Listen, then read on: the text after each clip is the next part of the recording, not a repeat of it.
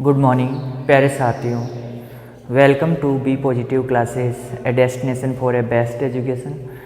आप लोगों के लिए जो एग्रीकल्चर का हमारा टॉपिक चल रहा था वो था हमारा पोषक तत्व। और पोषक तत्व के अंदर हमने देख लिया था कि पोषक तत्वों के लिए आवश्यक जो मापदंड है वो किन्होंने प्रस्तुत किए थे, कौन कौन से मापदंड थे, आर्नोन ने कौन से मापदंड दिए, ठीक है। इसके बाद में आर्नोन ने कब कब मापदंड प्रस्तुत किए, कब दोबारा उनको संशोधित करके फिर प्रस्तुत किया, ठीक है। ये सारी चीज़ें हमने पिछले वीडियो में देख ली थी। आज हमारा जो टॉपिक रहेगा वो रहेगा प्रमुख रूप से पोषक तत्वों का जो क्लासिफिकेशन है उसके ऊपर हमारा टॉपिक रहेगा, ठीक है। अब देखते हैं कि जो पोषक तत्वों का क्लासिफिकेशन है उसके अंदर और एक चीज़ छोटी सी और रह गई थी यहाँ पर कि एक शब्द आया क्रियात्मक पोषक तत्व। क्रियात्मक पोषक तत्व, क्रियात्मक पोषक तत्व शब्द का प्रयोग सबसे पहले किसने प्रस्तुत किया? निकोलस ने। किसने प्रस्तुत किया? निकोलस ने। निकोलस 1961 में दिया। किसने दिया? निकोलस ने, और 1961 में, ठीक है। अब क्रियात्मक पोषक तत्व का अर्थ होता है कि ऐसे पोषक तत्व जो, देखो यहाँ पर हम क्या पढ़ रहे थे कि आवश्यक पोषक तत्व। आवश्यक पोषक तत्व कौन से होते हैं? जो आपके एक तो उनके विशिष्ट लक्षण होने चाहिए। पादप में क्या होने चाहिए? विशिष्ट लक्षण होने चाहिए हानि की, मतलब कमी हो जाए तो उसके लक्षण, विशिष्ट लक्षण होने चाहिए। उपापचय क्रियाओं में प्रत्यक्ष रूप से भाग लेना चाहिए, ठीक है। और यदि पोषक तत्व की कमी हो जाए तो वहाँ पर क्या हो जाए, वो पौधा अपना जीवन चक्र पूरा नहीं कर पाता है, ठीक है। तो यहाँ पर क्या है कि ये आवश्यक पोषक तत्वों के मापदंड थे। फिर इसके बाद में आवश्यक पोषक तत्वों के जो मापदंड है उनको फॉलो करने वाले कितने पोषक तत्व थे? टोटल थे हमारे कितने? आपके 16 पोषक तत्व। किसने? आर्नोन ने प्रस्तुत किए। फिर ब्राउन ने एक पोषक तत्व के बारे में और खोज की, और वो पोषक तत्व कौन सा है? 17वां पोषक तत्व है निकिल है, ठीक है। तो इस प्रकार से हमने पोषक तत्वों का जो चीज़ें थी उनके बारे में हमने अध्ययन कर लिया था। और अब हम देखेंगे इसके अंदर कि क्रियात्मक पोषक तत्व। अब क्रियात्मक पोषक तत्व का अर्थ है कि ये चाहे से प्रत्यक्ष रूप से भाग ले या अप्रत्यक्ष रूप से भाग ले, किसी न किसी प्रकार से पौधे में ये कार्य करने चाहिए। किसी न किसी प्रकार से यदि कार्य करने में सहायक भी है तो ये क्या कहलाएंगे? यहाँ पर क्रियात्मक पोषक तत्व कहलाते हैं। तो यहाँ पर जो क्रियात्मक पोषक तत्व है इनकी संख्या है 4। और 4 जो पोषक तत्व है ये कौन कौन से हैं? यहाँ पे कोबाल्ट, वेनेडियम, सिलिकॉन और सोडियम, ये जो पोषक तत्व हैं ये क्या है? यहाँ पर क्रियात्मक पोषक तत्व की संख्या आती है। ये 4 पोषक तत्वों को क्या माना गया है? क्रियात्मक पोषक तत्व माना गया है। अब ये चाहे से प्रत्यक्ष रूप से कार्य करे, चाहे से अप्रत्यक्ष रूप से कार्य करे, उपापचय क्रियाओं में कार्य करे, या फिर पौधे के जो जल पोषक तत्व अवशोषण होता है उसमें कार्य करे, किसी में भी कार्य करे, ये यहाँ पर किसी न किसी प्रकार से प्रत्यक्ष या अप्रत्यक्ष तौर पर कार्य करेंगे पौधे के अंदर, ठीक है। तो ऐसे पोषक तत्वों को क्या कहेंगे? क्रियात्मक पोषक तत्व कहते हैं। अब यहाँ पर आपसे क्वेश्चन पूछ लिया जाए कि कुल पोषक तत्वों की संख्या, आवश्यक पोषक तत्वों की संख्या, आवश्यक पोषक तत्वों की संख्या, आवश्यक पोषक तत्वों की संख्या यहाँ पर कितनी होगी? 17। यदि आपसे पूछ लिया जाए कि कुल क्रियात्मक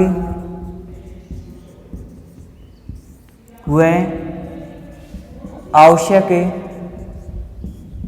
पोषक तत्वों की संख्या, तत्वों की संख्या कितनी हो जाएगी? यहाँ पर 17 और 4 21, टोटल 21 पोषक तत्वों की संख्या हो जाएगी, ठीक है। इसी प्रकार से यदि यहाँ से पूछ लिया जाए कि क्रियात्मक पोषक तत्वों की संख्या, पोषक तत्वों की संख्या, अब यहाँ पर ऐसे पूछ लिया जाए क्रियात्मक पोषक तत्वों की संख्या तो पूछ ली गई है, लेकिन आपसे ऐसे पूछ लिया जाए कि निकोलस के अनुसार, किसके अनुसार? निकोलस के अनुसार क्रियात्मक पोषक तत्वों की संख्या कितनी है? तो यहाँ पर कितनी आएगी? 4। किसके अनुसार? निकोलस के अनुसार। और यदि क्रियात्मक पोषक तत्वों और आवश्यक पोषक तत्वों की संख्या पूछ ली जाए तो कितनी? 21। और यहाँ पर आवश्यक पोषक तत्वों की संख्या कितनी हो जाएगी? 17, जो हमने पिछले पार्ट में देख ली कि कौन कौन से पोषक तत्व हैं, किस रूप में, आयनिक रूप या गैर आयनिक रूप में, किस रूप में पौधे को प्राप्त होते हैं, प्राप्त होने की जो अवस्था है उसके बारे में हमने जानकारी प्राप्त कर ली थी। अब इसके बाद में जो पोषक तत्व है, क्या है? पोषक तत्व है, ये किस प्रकार से जो इनका वर्गीकरण है वो किस प्रकार से, इसके बारे में हम जानकारी प्राप्त करते हैं यहाँ पर। तो आवश्यक पोषक तत्वों का वर्गीकरण, आवश्यक पोषक तत्वों का जो वर्गीकरण है वो अलग अलग प्रकार से किया गया है। तो मैं यहाँ पर एक साथ ही आपको सारी चीज़ें बता देता हूँ, एक बार देख लो ध्यान से, ठीक है। तो आवश्यक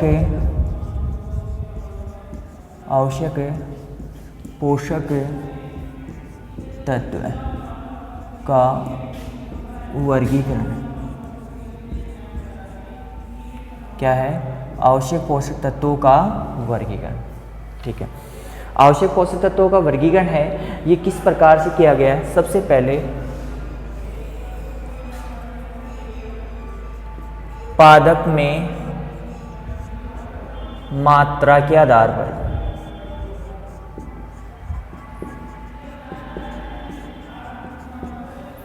अब मात्रा के आधार पर, जैसे मात्रा के आधार पर जो पोषक तत्वों का वर्गीकरण किया गया है वो दो प्रकार से किया गया है। वृत्त मात्रिक पोषक तत्व और सूक्ष्म मात्रिक पोषक तत्व, सूक्ष्म मात्रिक पोषक तत्व, ठीक है। देखो आवश्यक पोषक तत्वों का वर्गीकरण, आवश्यक पोषक तत्वों का वर्गीकरण किया गया है वो किस प्रकार से? पहला है पादपों में मात्रा के आधार पर, दूसरा है पादप में गतिशीलता के आधार पर,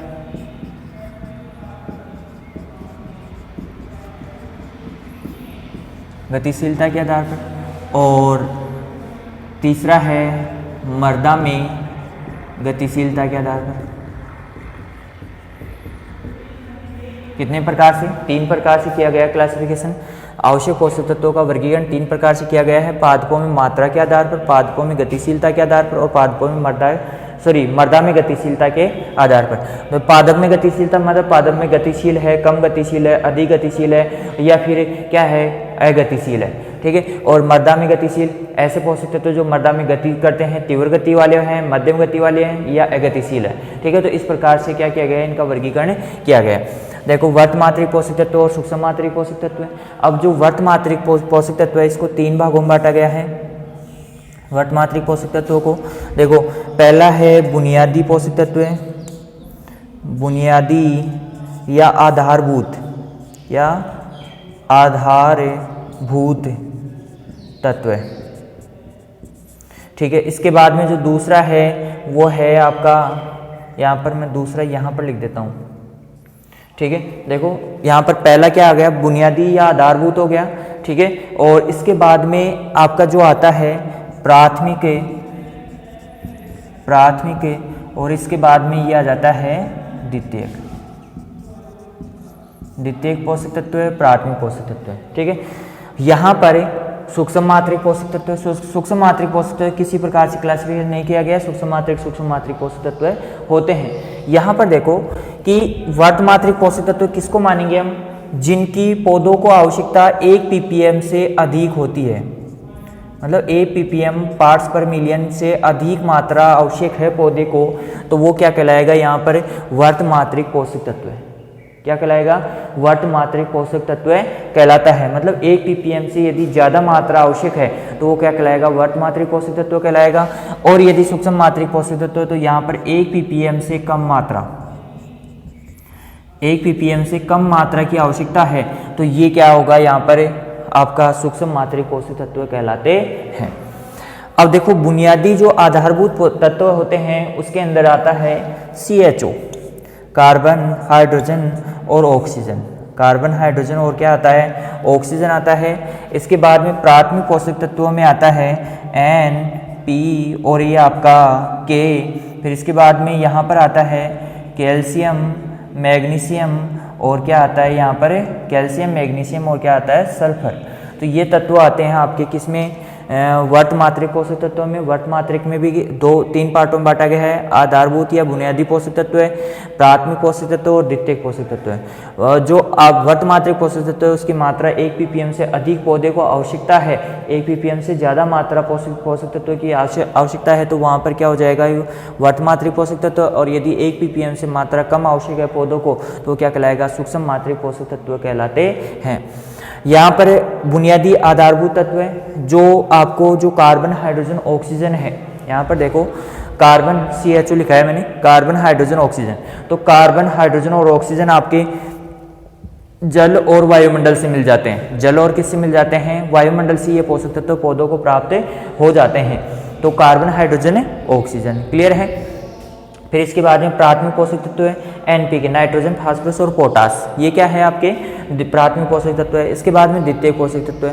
द्वितीय पोषक तत्व कौन से होंगे? कैल्शियम, मैग्नीशियम और सल्फर। ये क्या हो गए आपके वर्तमात्रिक पोषक तत्व कंप्लीट हो गए। अब देखो, अब बात आती है आपकी सूक्ष्म मात्रिक पोषक तत्व। क्या आती है? सूक्ष्म मात्रिक पोषक तत्व।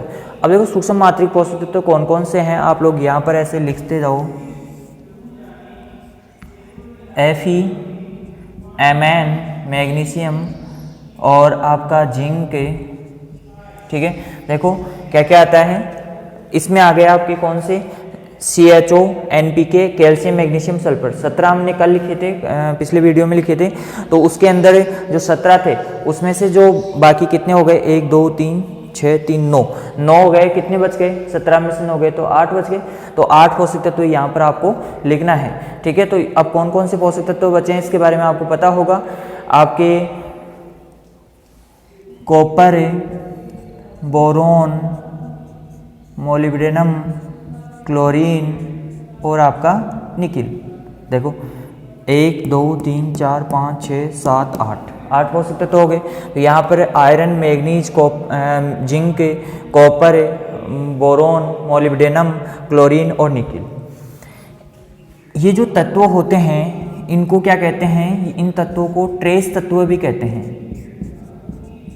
क्या कहते हैं? इनको ट्रेस तत्व भी कहते हैं।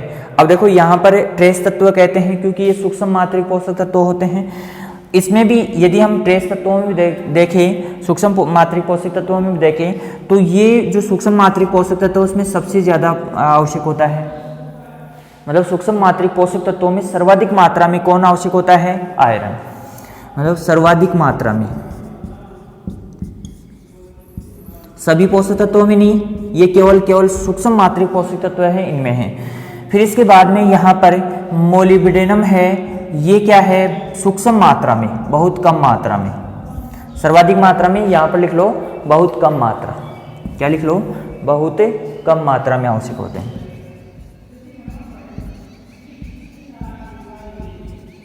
किनमें? सूक्ष्म मात्रिक पोषक तत्वों में। इसलिए इसको अल्ट्रा माइक्रो पोषक तत्व कहते हैं। अल्ट्रा माइक्रो ट्रेस तत्व कहते हैं, ट्रेस तत्व भी कह सकते हो, अल्ट्रा माइक्रो ट्रेस तत्व कहते हैं। और इसको क्या कहते हैं? आपके सर्वाधिक ज़्यादा मात्रा में आवश्यक होता है तो ये ट्रेस तत्व में आ ही जाएगा, ठीक है। तो इस प्रकार से इनको क्या कहते हैं? यहाँ पर इन पोषक तत्वों को वर्गीकरण किया गया है। किसके आधार पर? मात्रा के आधार पर। और किसके आधार पर? मात्रा में भी किसमें? पोषक तत्व जो पौधे होते हैं उनकी जो अवशोषण की क्षमता होती है कि 1 ppm से ज़्यादा मात्रा चाहिए तो वो कौन से पोषक तत्व हो जाएंगे? वर्तमात्रिक पोषक तत्व है। और सूक्ष्म मात्रिक पोषक तत्व 1 ppm से कम मात्रा वाले जो पोषक तत्व होते हैं वो सूक्ष्म मात्रिक पोषक तत्व कहलाते हैं। क्लियर है? अब देखो ये हो गए सूक्ष्म मात्रिक और ये हो गए वर्तमात्रिक पोषक तत्व। अब देखते हैं पादपों में गतिशीलता के आधार पर। पादपों में गतिशीलता के आधार पर 4 प्रकार से वर्गीकरण किया गया है। इस वर्गीकरण को मैं यहाँ से हटा देता हूँ, फिर वापस से हमारा ये वाला वर्गीकरण आ जाएगा यहाँ पर, ठीक है। आप एक बार स्क्रीनशॉट या कुछ भी ले लीजिए, जल्दी से इसे नोट डाउन कर लीजिए, जल्दी कीजिए।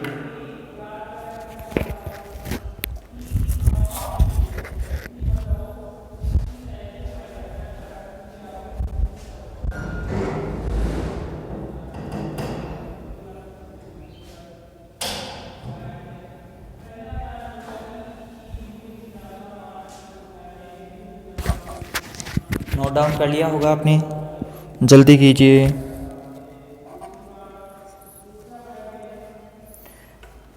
ठीक है, आपका ये कैमरा जो हिल रहा था उसको रोकने गया था मैं। ठीक है, उतार लिया होगा आप लोगों ने, क्योंकि हवा का वेग है वो थोड़ा तेज आ रहा है इस वजह से। अब देखो, पादपों में गतिशीलता के आधार पर इसको 4 भागों में बांटा गया है। 4 भाग कौन कौन से हैं देखते हैं अभी। देखो, इसको और हटा देता हूँ मैं। चलो अब देखते हैं। देखो, जो पहला प्रकार है अधिक गतिशील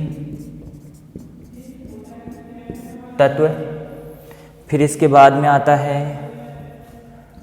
मध्यम गतिशील, मध्यम गतिशील, और फिर इसके बाद में आता है तीसरा आता है आपका कम गतिशील, और फिर इसके बाद में चौथा आ जाता है अगतिशील। यदि मर्दा में गतिशीलता के आधार पर देखें तो ये आ जाएंगे इसके ऊपर, यहीं पे आ जाएंगे, इतने 3 4 4 5 5 ये है। इसके अंदर मर्दा में गतिशीलता के आधार पर अधिक गतिशील,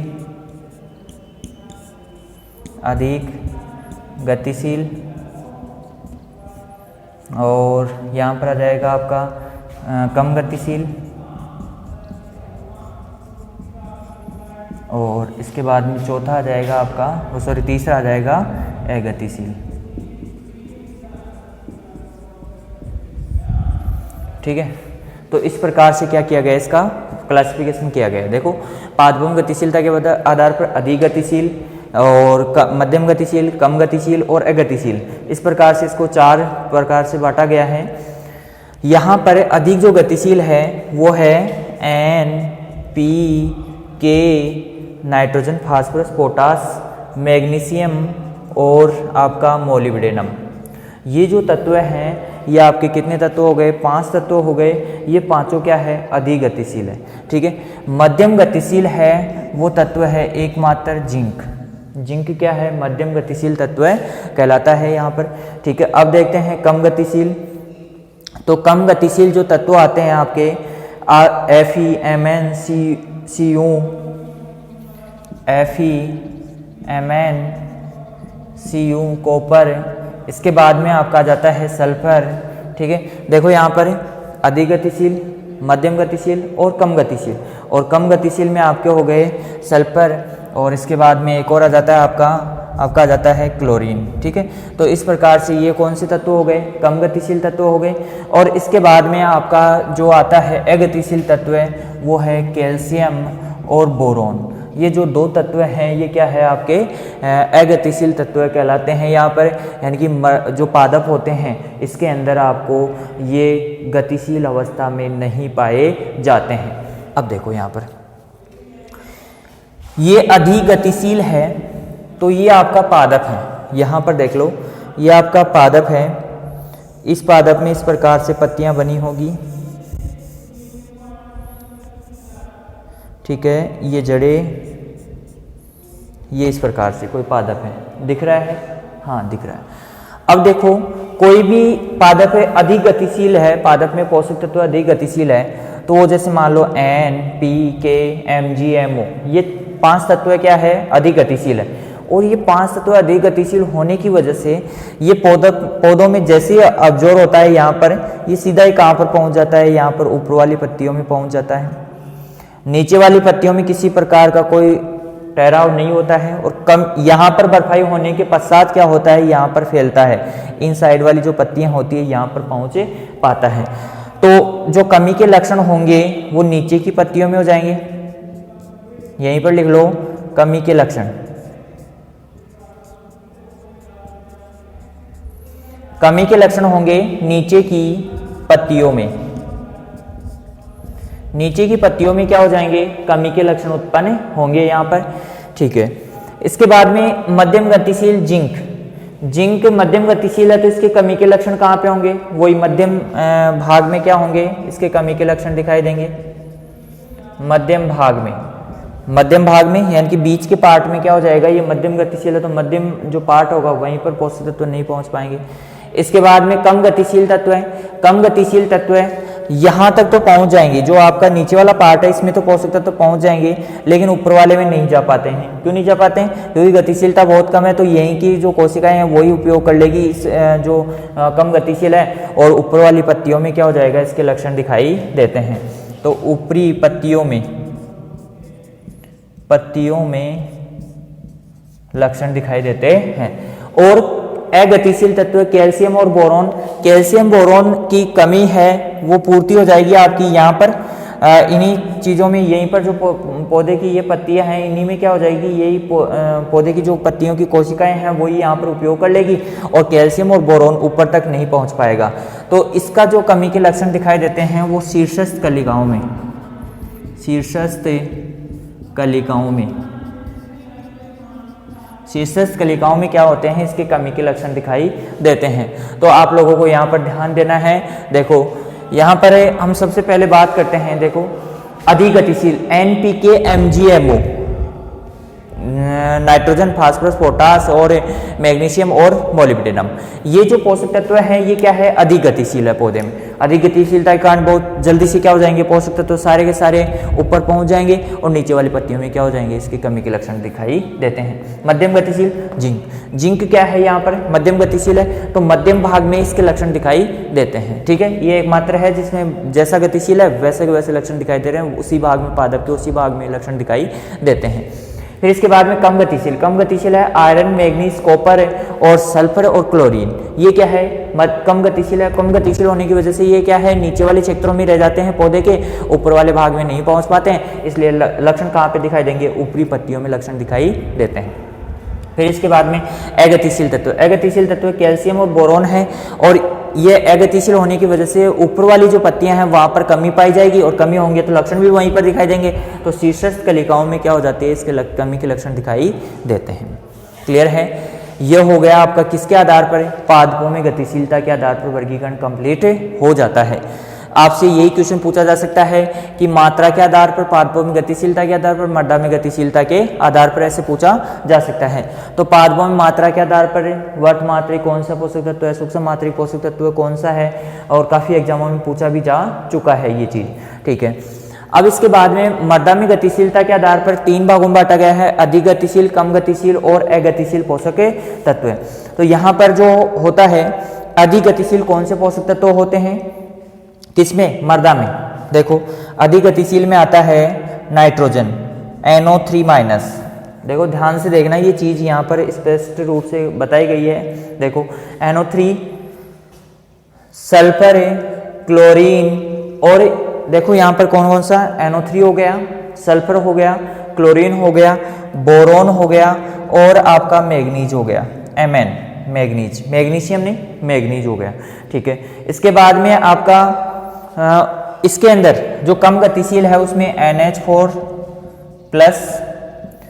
देखो नाइट्रोजन भी 2 प्रकार का है, नाइट्रोजन अब कह सकते हो आप कि कम गतिशील, अधिक गतिशील कह सकते हो, तो नहीं, इसमें तो नाइट्रोजन क्या है, अधिक गतिशील होता है, लेकिन इसमें एक जो रूप होता है नाइट्रेट के रूप में वो तो क्या होता है, अधिक गतिशील होता है, और एक जो रूप होता है वो कम गतिशील पाया जाता है। ठीक है, यहाँ पर potash, magnesium, calcium, potash, magnesium, calcium, copper, ठीक है, ये जो पोषक तत्व है ये क्या है, कम गतिशील पाए गए हैं यहाँ पर। ठीक है, और इसके साथ में आपका आ जाता है जो आयरन है वो भी क्या है यहाँ पर कम गतिशील में आते हैं। ठीक है, अब देखते हैं कि आपका जो अगतिशील तत्व है वो कौन कौन से हैं। तो अगतिशील तत्व में एक तो आपने सुना होगा फास्फोरस, क्योंकि वो फास्फोरस ही बच गया, और एक आपका आता है Zn, जिंक। जिंक और कौन से तत्व, जिंक और फास्फोरस क्या है, मृदा में अगतिशील रूप में पाए जाते हैं। ठीक है, तो इस प्रकार से यहाँ पर मृदा में गतिशीलता के आधार पर 3 भागों में बांटा गया है, अधिक गतिशील, कम गतिशील और अगतिशील। ठीक है, तो यहाँ पर नाइट्रेट जो होता है वो अधिक गतिशील होता है, इसलिए इसका निस्सालन भी ज़्यादा होता है। यहाँ पर आप लिख सकते हो, यानी कि जो अधिक आर्द्र भूमि होती है, मृदाएं होती है, तो वहाँ पर कौन से किस प्रकार के उर्वरक का प्रयोग किया जाता है? नाइट्रेटिक, मतलब निक्षालन की क्रिया इसमें ज़्यादा होगी, निक्षालन ज़्यादा मात्रा में, और इसका प्रयोग ये निक्षालन कम होगा। अब निक्षालन कम होगा तो मतलब निक्षालन कहाँ पे होता है? जहाँ पे आदर्श क्षेत्र होंगे, और निक्षालन यहाँ पर क्या होगा? कम होगा। क्या होगा? कम होगा। अब आदर्श क्षेत्र, इसीलिए धान में अमोनिकल जो उर्वरक होते हैं उनका प्रयोग किया जाता है। हर एक चीज़ यहाँ पर आपसे जुड़ी हुई होती है। आप लोग यहाँ पर ध्यान रखना कि कम गतिशील पोषक तत्व है वो कौन सा है? NH4+ है। नाइट्रेटिक अधिक गतिशील है, इसीलिए नाइट्रेटिक रूप में हम जैसे ही प्रयोग करते हैं मृदा में कुछ ही समय रुकता है और वो क्या हो जाता है? निक्षालित हो जाता है। इसलिए धान के खेत होते हैं उनमें क्या होता है? पानी भरा होता है और अमोनिकल उर्वरकों का प्रयोग किया जाता है, क्योंकि इसका क्या होता है? निक्षालन कम होता है। ठीक है, इसी प्रकार से अगतिशील तत्व। अब आपसे क्वेश्चन पूछा जा सकता है कि मृदा में गतिशील पोषक तत्व कौन सा है, जबकि वह है पादपों में गतिशील अवस्था में पाया जाता है? तो फास्फोरस और जिंक दोनों ही क्या है? यहाँ पर जिंक मध्यम गतिशील है और फास्फोरस क्या है? यहाँ पर अधिक गतिशील है। तो दोनों ही क्या है? इसमें गतिशील अवस्था में और इसमें अगतिशील अवस्था में। अब आपसे क्वेश्चन पूछा जा सकता है कि कैल्शियम और बोरॉन पादपों में अगतिशील तत्व कौन से हैं जो क्या है आपके इसमें गतिशील होते हैं? तो कैल्शियम और आपका बोरोन दोनों ही क्या है? यहाँ पर कैल्शियम और बोरोन यहाँ पर तो अगतिशील अवस्था में, यहाँ पर गतिशील अवस्था में पाए जा रहे हैं। ठीक है, तो इस प्रकार से यहाँ पर हम इनका वर्गीकरण कर सकते हैं। और इस प्रकार से जो वर्गीकरण है उसके अंदर आपको ध्यान रखना है कि कौन सा तत्व है कम गतिशील है, अधिक गतिशील है, मध्यम गतिशील है, और इस प्रकार से आपको ध्यान रखना है। और ऐसे क्वेश्चन यहाँ पर बनने वाले हैं। ठीक है, तो आपसे जो ये वर्गीकरण है मैं आशा करता हूँ कि आपको समझ में आ गया होगा। पूरा नहीं आया तो आप कमेंट करके बताइए कि सर हमें ये चीज़ समझ में नहीं आई, ये दोबारा समझाइए। तो इसके लक्षण, पत्तियों में लक्षण, कौन से पौधे के कौन से पोषक तत्व के लक्षण कहाँ पे दिखाई देंगे, इस प्रकार पूछा जा सकता है। कौन सा कम गतिशील है, अधिक गतिशील है, या कौन सा सूक्ष्म मात्रा पोषक तत्व है, कौन सा आपका अधिक गतिशील तत्व है, इस प्रकार से भी आपसे पूछा जा सकता है। ठीक है, तो धन्यवाद। आज की क्लास में इतना ही, आगे क्लास में हम चर्चा करते हैं। तब तक हंसते रहिए, मज़े करते रहिए और पढ़ते रहिए। ठीक है, धन्यवाद।